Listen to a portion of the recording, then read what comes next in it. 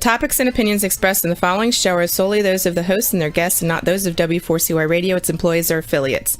We make no recommendations or endorsements for radio show programs, services, or products mentioned on air or on our web. No liability, explicit or implied, shall be extended to W4CY Radio or its employees or affiliates. Any questions or comments should be directed to those show hosts. Thank you for choosing W4CY Radio. Inarticulate speech, inarticulate speech of the heart. Inarticulate speech, inarticulate speech of the heart. Inarticulate speech, inarticulate speech of the heart.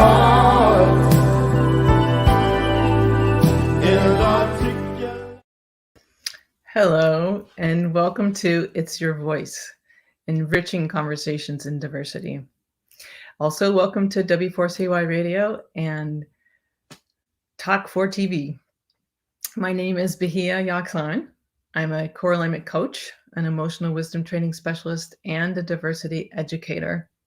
I've had the great fortune of being able to travel and live in different parts of the world and get to know people from many different backgrounds. And I learned so much from different perspectives. And that's why I love this show and all the conversations we have. If you're interested in looking at the programs I designed for individuals or groups, whether it's coaching or undoing bias trainings, you can find my information at knowwhatyouwantcoaching.wordpress.com. Today, I'm excited about my guest, Emily Henderson. We are going to talk about ethnic studies, and I think there's a lot of misunderstanding about what ethnic studies is. It's been a challenge for some communities to bring it into the educational system to expand the curriculum. But Emily knows much, much more about it than I do. I want you to know she is the artistic director of a theater company. It's actually a youth-led theater company. She's been doing that for 10 years. I know that the young people love her because she respects them and their decisions. And she is a very active community member. She's also a student of ethnic studies, and ever since she took the first course in ethnic studies, 2019, she's been a strong community advocate for including ethnic studies in school curriculums. So Emily, welcome to the show. Thank you for being here. Thank you for having me. Glad to be here. I really appreciate your time. I know you're very busy. I love starting out with a common understanding of what we're talking about. So how do you define ethnic studies? Can you just please tell us what that is? Sure. So ethnic studies is an academic field that was born out of student activism. In 1968, high school students in Los Angeles walked out. 15,000 students walked out for a whole week, demanding that their school curriculum reflect their lived experience. These were predominantly Chicano, Latino students. And that inspired college students at San Francisco State to go on a 5-month strike over 2 semesters, demanding that ethnic studies be created. So at that time, public schools have always, like every other institution in our country, been centered around whiteness and rooted in racism and white supremacy. But the academic field of ethnic studies focuses on 4 racial ethnic groups: Native American studies, African American studies, Asian American studies, and Latino or Chicano studies. And ethnic studies explores the identities of these 4 groups, the institutional racism that these groups have faced, the response and resilience of these groups, and the diverse contributions these groups have made to our society here in the United States. So that's my definition of ethnic studies as a starting point. Wow. And to think that we have lacked those perspectives and the history for so long in our education. And I know you can speak to what's happening locally. I'm curious. I'm also, let me just start by asking, what brought you to ethnic studies? Why do you care so much about it that you decided to study it, and you're this, very strong advocate for it? Hmm. I am a white woman. I grew up in a predominantly white town. And 10 years ago, I took over as the adult mentor for a youth-run organization, Acme Theater Company. And almost immediately began running into a feeling like I wasn't qualified to support and mentor and be there for the students of color that I was working with on the level that I wanted to be. And then, I mean, we've all lived through the last 10 years. I became ever more aware of racial injustice in our country and felt really strongly compelled to do something, but really had no understanding of how we got here. And so I was really hungry to try and figure out what is the history that has led us to the situations I was seeing on the news. And so I had the good fortune to become friends with a professor of ethnic studies, Melissa Moreno. She is the chair of ethnic studies at the Woodland Community College. And I began taking her courses, and it was like a revolution in my mind. I was like, here's all of the information that I feel like was left out, was a throwaway sentence in the margin of a textbook. This is the history that I needed in order to have a framework to understand what's happening in my country, on my planet, in my community, and like with the students that I am working with. So I've taken 6 courses so far. My hope is to take all of the classes that are offered at the community college and then go, who knows, from there. But yeah, it's been powerful for my learning and to like witness the learning of my fellow students. For many of my fellow students in the classes, for example, in like my Chicano studies class, I was sitting next to Latino students who were saying, this is the first time I've ever had a class where my history, my family's experience was being acknowledged and lifted up and valued, and watching them transform over the course of a semester. These are very young. Many of these students are very young.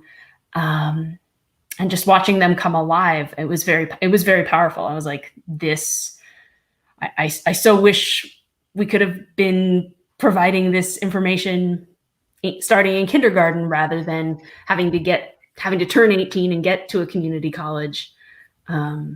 Feels like we're missing a lot of opportunities.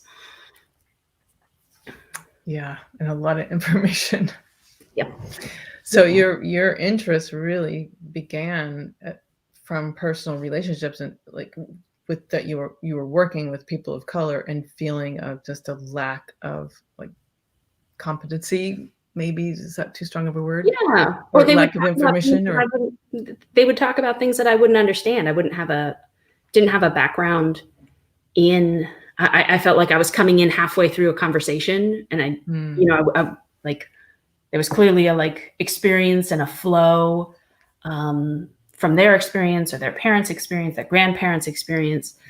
And I wanted to be able to like engage more fully with that, particularly like a lot of what I am, like my role as a mentor and as an artist is helping students understand the power of stories and what does it mean to stand on a stage in front of your community and share a story. And so the questions around whose stories gets told, who is allowed to speak their stories, when are stories met with rejection or violence, were all felt very like intimately connected to the work that I wanted to do as an artist and a teacher. Mm-hmm. Great. That's wonderful to have that care and the concern and the empathy and the critical thinking to go, wait a minute, whose stories are we telling and whose stories are absent? So speaking of, I'm sorry, I'm not sure about that. Sorry about that background. So I was curious about the barriers. I know very little about the history of how, like you said, 1968, a student walk out for 5 months. What kind of barriers and resistance were they hitting, challenging, U.S. Mm-hmm. or California educational institution that had its, strong, let's say, habits, strong patterns of, no, this is what we do and this is how we do it.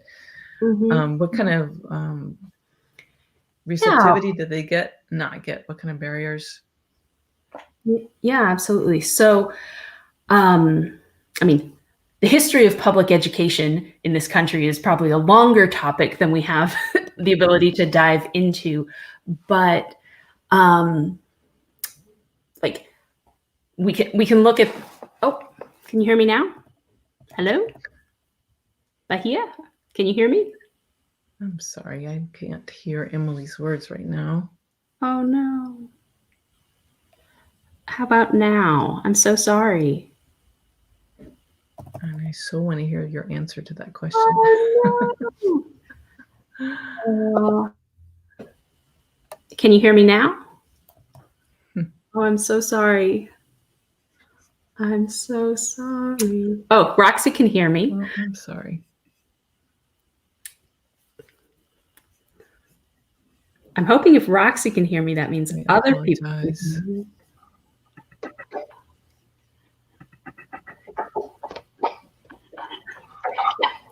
Emily, you want to go ahead and keep talking while I help here over here in the private chat? Sounds great. Thank you. Great. No problem. So, so the history of public education is probably a longer topic than we have to cover, but like just a couple points to highlight. So in 1947 is when we had the court case Mendez versus Westminster School District of Orange County. And this was Sylvia Mendez and her family working, advocating, desperately trying to have Mexican-American students be able to attend what were at that point white-only schools in that school district. So that court case helped lay the foundation for Brown versus Board of Education, which came around in 1954.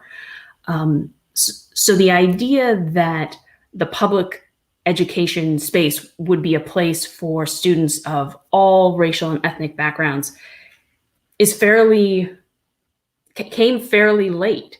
And I think something folks don't maybe not be aware of, or I certainly wasn't aware of, when segregation was officially legally ended, that involved the closing of many Black schools and the firing of many Black students, and the firing of many Black teachers. And Black students were then bused often into white communities that were not welcoming and taught by white teachers who saw those students as less than, who assumed that those students and their parents and their families did not value education and weren't able to recognize the lineage and power and history and the Black history and the Black authors that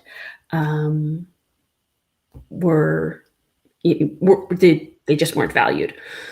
So the struggles of students of color throughout the 20th century were pretty much like ongoing. Students were being tracked into remedial classrooms or special ed classrooms.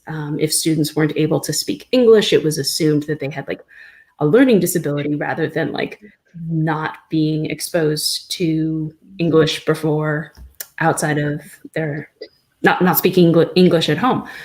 So yeah, the barriers were considerable, and the funding of schools for students of color has always been a problem. Yeah, so for me, learning about how high school students and college students became activists and demanded that their stories and their histories be included in the curriculum was really powerful, and made me want to learn more.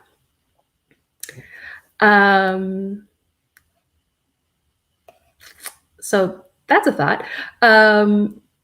Maybe now, Bahia, I don't know if you can hear me or not, but maybe now I could share some slides. Maybe Roxy, could you put up slide 8? So these are kind of a comparison of education curriculum. So this is this is from Dr. Christine Sleeter in a presentation she made to the Davis Joint Unified School District on October 7th. This is an example that Dr. Sleeter offers when you study U.S. history from a Mexican-American perspective. You might encounter all of these things. You would learn about identity and family history in an ethnic studies class. You would learn about the Mexican independence from Spain, the U.S. conquest, the Texas insurrection, the U.S.-Mexico War, military occupation, the arrival of the Anglos, the land loss, racism in the Southwest, the work and migration and the community building, the self-organizing, ethnic identity during hard times and the struggle for equal rights, the cultural renaissance and building the Chicano movement, and the ways in which Latinos have reshaped the United States and the ways the United States have reshaped Latinos. And this is what you might find in an ethnic studies course on Mexican American history. Roxy, could you show us slide 9? So this is what you might see in a standard US textbook, if you're lucky, if it is a textbook that has decided to provide a page or two on Mexican American history. This is kind of the highlights that you might get. And what you notice here is that you lose you lose a great deal of the community organizing and the identity that would be fleshed out in an ethnic studies class. And you kind of get kind of the greatest hits or the cultural contributions, or maybe a few minutes about Cesar Chavez. And rather than seeing kind of the like whole swath of how Mexican Americans have been treated, mistreated within our country, and how they have risen above and worked incredibly hard to become a really powerful group of people. You can stop the slide now, Roxy. But so that's kind of an example of ethnic studies and how it shows a much fuller picture. I think for me growing up, I was aware that racism existed, and which is, I'm, well, great, super, but I felt like it was just kind of an overarching sense of like guilt, like bad things have happened, don't talk about it, was my experience of racism as a child. And I think that understanding was very limited, and it made me a poorer friend, and I think friend and work colleague and teacher, and getting a more detailed understanding both of the institutional racism that groups have faced, but also the ways that different groups have been incredibly resilient, the power that they have found in their community organizing has really been helpful to me to have them, has shifted my perspective for sure. My teacher says, my professor, Melissa Moreno, she always talks about we're all miseducated. We're all unlearning. And I think that ethnic studies is a really powerful tool for helping students of color and white students unlearn kind of the white master narrative that we've all been absorbing throughout our life and our education experiences. Thank you. I missed some of that, so this might be asking you to repeat a little bit. I'm sorry, I had a little trouble with my audio for a bit. So what I'm curious about is how does it make a difference? Like having this new perspective, this perspective shift, what has it done for you? I can't imagine life without having perspective shifts and expansion of points of view and hearing and getting. I just find it also stimulating. And it's not for my stimulation, it's to help include other people in having the same access to the things I've always had the privilege to by virtue of appearing white. But can you say what does it do for you? And why do you want this for other people? Why do you want this curriculum to be included in school so other people will gain the kind of insights you're getting? The shifts out of the. Yeah. Well, I think everyone deserves to have an educational experience where they have people who look like them and share their cultural and ethnic heritage valued, held up as powerful and strong leaders, and powerful and strong mothers, powerful and strong community members, powerful and strong teachers. I think that is something that every student deserves.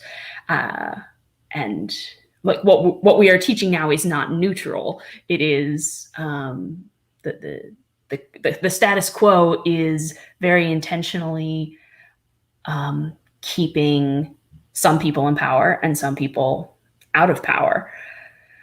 So I think that ethnic studies builds power for students individually and like community wise. Like the students when they walked out in 1968, they walked out into the street and they were met by adults in their community and they started holding teach-ins. And I think ethnic studies has always had a very strong connection, but like the school and the community are connected. So when you are taking a class, there is often a community service, a community activism component to the learning. It's hands-on. So for example, like I took a Chicano health class, and in addition to learning about, health disparities in health insurance between Chicano populations and white populations in California, we were also learning about like indigenous healing practices and trying them and learning about them and practicing them together as a class. And as the like final project for that class was us making recommendations to the board of trustees of the community college regarding a student health center. So it was us taking a whole semester's worth of learning and bringing forward recommendations on how to make a student health center that would be responsive to the Latino and Chicano students on campus, that would feel welcoming and affirming of their cultural backgrounds and their families' experiences. So that's just one example, but there is a very strong connection between the academic experience and like a community experience. And I think that young people thrive, well, all people, but young people in particular thrive when their learning is tied to action, when their voice is heard and their power is acknowledged and like given, when they are given opportunities to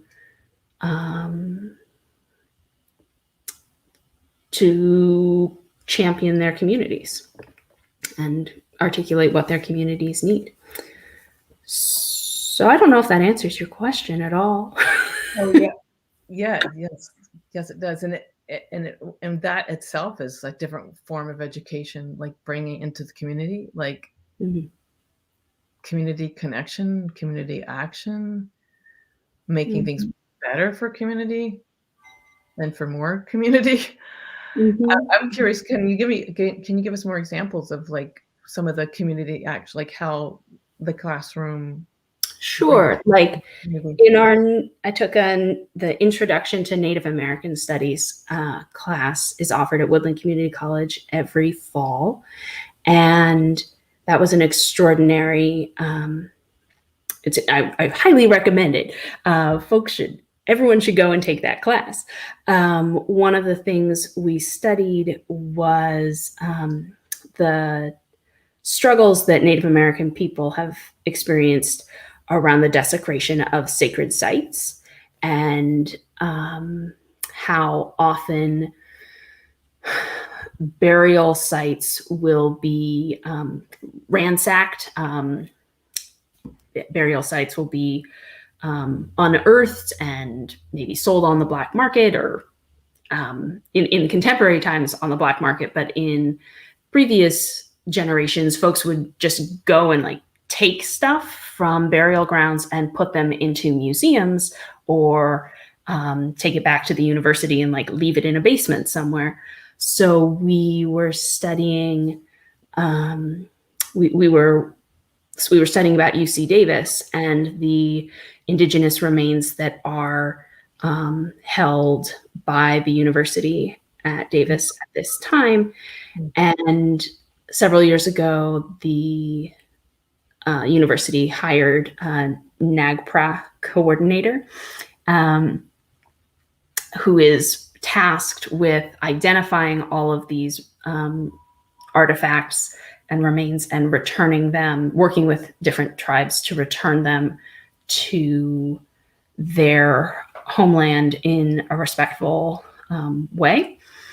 So we, as a class, drafted a letter to, find out how many artifacts were still there and what was the process and what was the progress, how, like, to let the university know that we were aware that they had these materials and that we were concerned and that we wanted that to be addressed. We also, as a class, had the opportunity to meet with a nonprofit called Tuliomi, and they're interested in their focus is on like outdoor education, and they're interested in creating a park just east of Woodland, and they want to partner with indigenous folks in that area. So we had the opportunity to meet with indigenous cultural practitioners and kind of hear some of their negative experiences with different nonprofits in the past, and kind of talk to them about how they would like to be worked with and what feels like a respectful approach, and then meet with board members from Tuliomi and hear kind of what they were interested in, kind of why they were interested in collaborating with the indigenous cultural practitioners. And then we drafted together a like list of recommendations for nonprofits in California.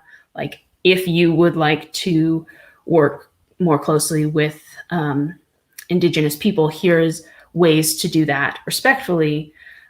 And that resource now exists in the world. So that's like another example of like, we were learning, but we were also creating something that will hopefully be helpful in the future and ensure that the indigenous people will not be approached disrespectfully as much in the future. Wow, that's huge. Because it is so easy to, have a good intention of wanting to learn, but inadvertently just creating more burden. Absolutely.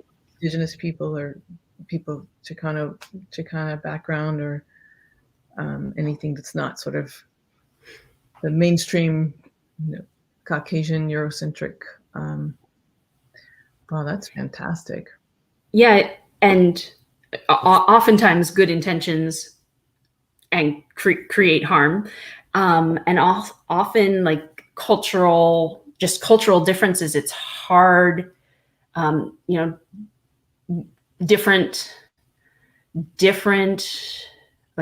I remember one aspect of the conversation had to do with language. Lots of times, Eurocentric organizations will want to find out what the Wintun word for lake is, because they want to use it in their signage, or they want to use it on the brochure. They want that little sprinkling of a native language in their life, without really understanding the history of violence around the loss of language and the power of language. And to go and ask for someone to give you the name, the indigenous name of a place, may or may not be appropriate.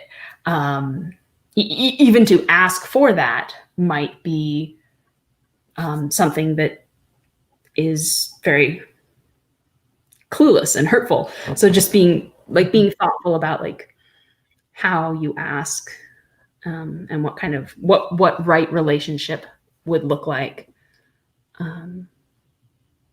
It was a very informative conversation for me, and my hope is that the time that the cultural practitioners spent educating us, I'm hoping that the work that we did to create that guide sheet is beneficial to them. And I imagine that they're, because of the relationship, the way the relationship was set up mindfully, led by people of color, there is feedback. Is there and so you could hear how to make adjustments that were more culturally responsive and more tuned in. And yeah, we had the kind of this listening session where we heard their experiences, and then we drafted our kind of guidelines, and then we took those recommended guidelines back to them to ask, if these are the guidelines they would like us to put out into the world. Yeah. good. I think another moment of this one is less community active, but more about connecting with students and family. One of my first classes, Professor Moreno started the lecture by asking, how many folks in this class have someone in their family who makes a pot of beans every single day? And about 3/4 of the hands went up in the classroom. And I was like, well, not my family. I don't even know what we're talking about. Beans every day? What? I don't have a frame of reference for what is happening. And she said, right. So, she used that opening question to launch into a conversation about the birth of agriculture in this hemisphere and the foodways of indigenous people, and how corn was cultivated, in 3 different sites around the hemisphere, and the like rise of the 3 sisters, corn, squash, and beans, and how that is like the foundation for all of these like incredible, not empires, civilizations, these incredible civilizations tied to this birth of agriculture. And, from there kind of talking about, in the 1930s, 40s, and 50s, when social workers were working with Chicano families and saying like, no, don't eat the corn tortillas. You need to eat white bread. It's white wheat bread is what's good for you. And like that kind of the shame around eating beans and eating corn. And just like she just like threaded this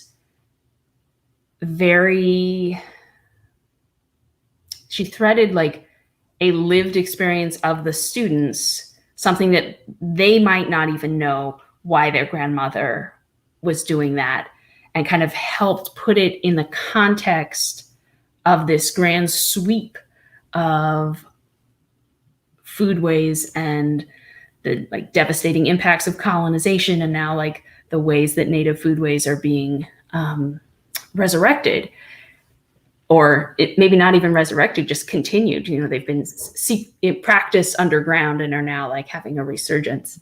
Yeah. Anyway, these are my like ethnic studies stories. I wish we could all take classes.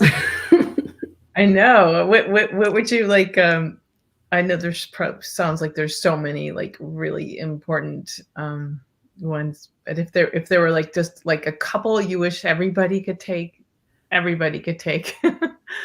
could you narrow down to like 1 or 2 that just kind of do a big fundamental reopening how we think? Yeah, I think the history of race class was a really great overview of understanding how race, like I feel like lots of times people throw around like, yeah, race is a social construct. Like they just use it in a conversation, and that is 100% true. But the nuanced way that race has been constructed over the centuries, getting a better understanding of like how that social construct has evolved and changed over time, and like used to protect those in power and to disenfranchise those without power.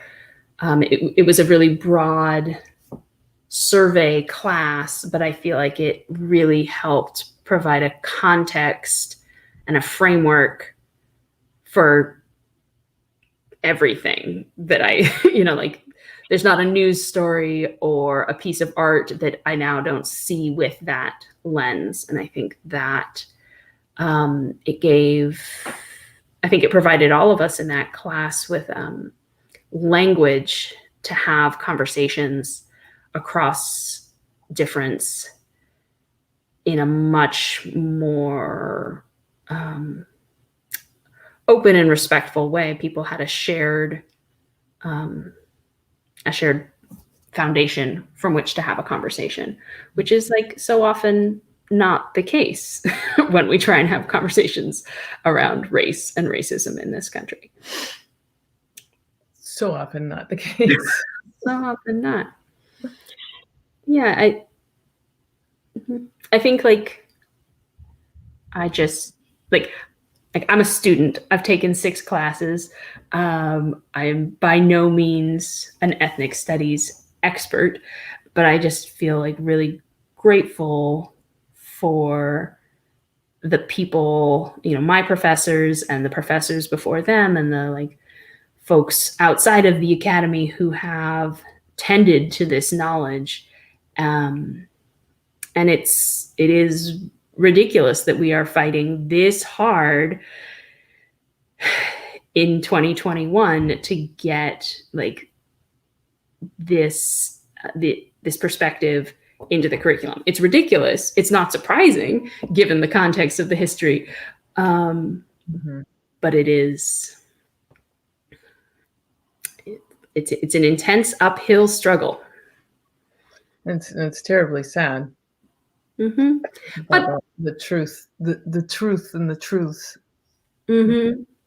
Yeah, I'm hopeful. So I've been involved with a group of folks who are advocating for integrating ethnic studies in the Davis Joint Unified School District and throughout Yolo County.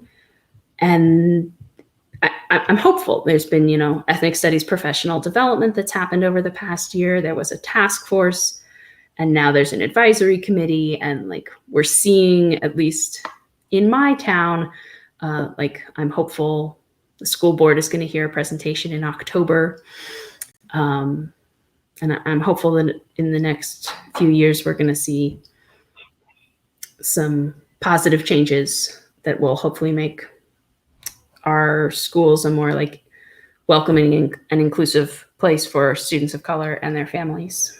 So uphill struggle, but hopeful. That's really great to see the hope and to be a part of the hope. I want to hear more about how this has, because it sounds like it's impacted you profoundly. And how has it filtered into other aspects of your life? Like whether, through you work with youth and theater, has it changed the stories you all use? I know it's youth led, but how has it broadened or changed your artistic direction of a theater company, your personal life, other aspects of your life? Yeah, I think I think my students, I come to rehearsal and I'm like, guess what I learned in class today, guys? Did you know? Blah, blah, blah. So they're, whether they want it or not, they are definitely hearing bits and pieces from my classes. And I think it's definitely shifted how I have conversations and how I think about power. My theater company is very small, but it is an institution. It is a group of people, and there are absolutely power dynamics at play. And thinking about how race and power play out in that organization, I feel like I have a much clearer analysis with ethnic studies. I also think the script being much more intentional about what scripts I read as potential shows to produce, and just much more active conversation with the students around kind of the racial history in my town, in their town too, in our town and in our community. And I think it feels like a lot of small changes. There's nothing that I can point to and be like, things got, took hundreds of years to create these problems. It will take thousands of years to fix these problems. But I feel like there are definitely small things that I can look at and say, yep, I respond entirely differently to that news story because I now am more aware of how eugenics has operated in this country, or how Chicana women were sterilized in Los Angeles in the 1970s. That impacts how I read this news article about health choices that a community of color might be making. I see things with a different lens, and hopefully that makes me a more helpful human in the world. I think it's also like I'm very grateful that I'm now like in relationship with and in collaboration with people of color who I would have never connected with if it hadn't been for ethnic studies. So I think that is a lot of white people in this town, and a lot of white towns, predominantly white towns where there are people of color, the connection is not easily found. Yep. And yeah. And the divisions and the barriers are still, I think, like the word you use, like ridiculously, still, like, sadly, we understand why they're still here. So, if you're studying this and you care, but it's just painful how hard it is for people to reach out and connect. Mm-hmm. Mm-hmm. Yeah. Could I share a slide about an upcoming ethnic studies event that people might be interested in? Sure, we got a couple more minutes. Okay. Roxy, it's either slide 10 or 11. Yeah, so this is my professor, Melissa Moreno. She's giving a talk this Sunday. So this Sunday, the 26th at 12:30. It's on Zoom, and the title of the talk is Introduction to California Indian Homeland History. This is being offered through the Episcopal Church of St. Martin's here in Davis. But if anyone is interested, you can register. The link is there. It's on Zoom, so no matter where you are, if you have an internet connection, you are welcome to join. I think it's going to be a really excellent kind of introduction overview of this really important topic. So I just wanted to invite people to that if they're interested. Wow, thank you so much for that. That's a great note to wrap up on, knowing there's an event we can look at on Zoom this Sunday that'll lead us into some of this education you've gotten. And I must say, I did invite Dr. Melissa Moreno, to come on the show to talk about ethnic studies. She will show up when she can. Right now she's making a huge preparation for something else, but she recommended you. So kudos to you. She, obviously trusts your understanding, trusts your respect, trusts your interpretation, and trusts your ability to convey. So that says a lot about you and your integrity and your sincerity. And so thank you for that. Thank you for all the advocacy you do for communities and for your great work with the theater and beyond, and for integrating ethnic studies awareness into wherever you go. Yeah. Thank you so much for having me, Bahia. It was great to chat with you. Oh, my pleasure. And I also want to thank our listeners for tuning in to, whether it's the W4CY radio or Talk4 TV, and my sound engineer, Roxy. Thank you so much. And our producer, Dean. Yes, she's wonderful.